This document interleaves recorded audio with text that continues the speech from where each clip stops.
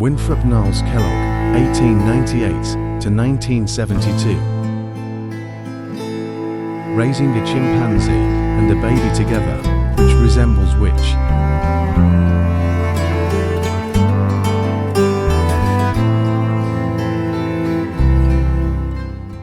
Winthrop Niles Kellogg was a comparative psychologist who lived between 1898 and 1972.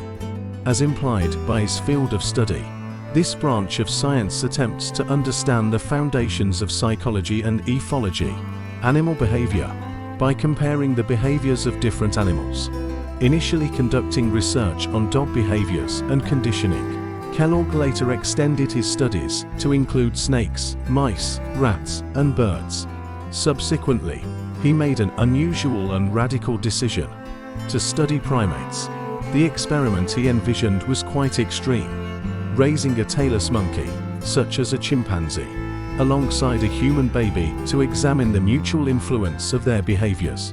Kellogg selected a baby chimpanzee named Gua for the primate role. As the human infant, he chose his own son, Donald. Kellogg's inspiration for this endeavor stemmed from an article about individuals behaving like wolves due to being raised by wolves in India. He aimed to demonstrate that our early experiences lay the groundwork for our behaviors in later life.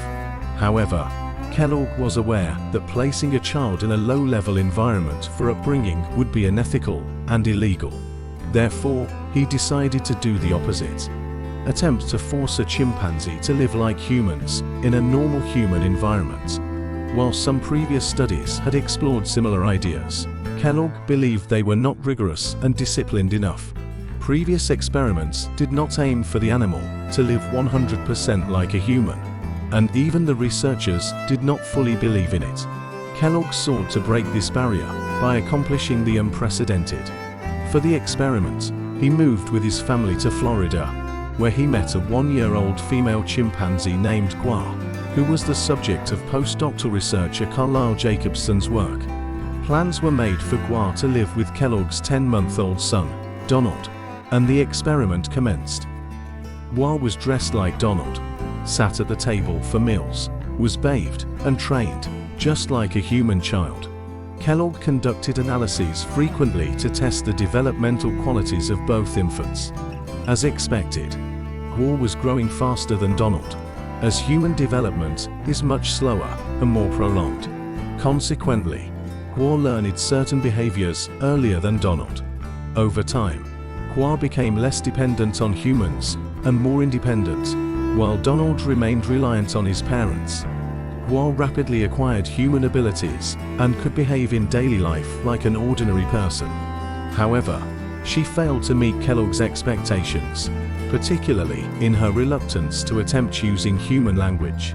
Today, we know it is unreasonable to expect chimpanzees to produce human language, as their vocal cords and brain regions related to speech have not evolved for such capabilities. Nevertheless, Kellogg had high expectations. When these expectations were not met, he experienced significant disappointment. Around the 9th month, a peculiar situation emerged. Gua did not attempt to mimic human language, but Donald started to mimic chimpanzee language. For instance, when there was food nearby, and Donald wanted it, he began to emit food calls similar to what chimpanzees do. This development raised concerns for Kellogg, since he observed no change in the chimpanzee's attempts to mimic human language. He decided to prematurely conclude the experiment in 1932. 4 years earlier than expected. He wrote, Gua, being treated like a human child, began to behave like one. The only problem is that her body structure and brain eventually hindered this. Since we have demonstrated this, we can terminate the experiment.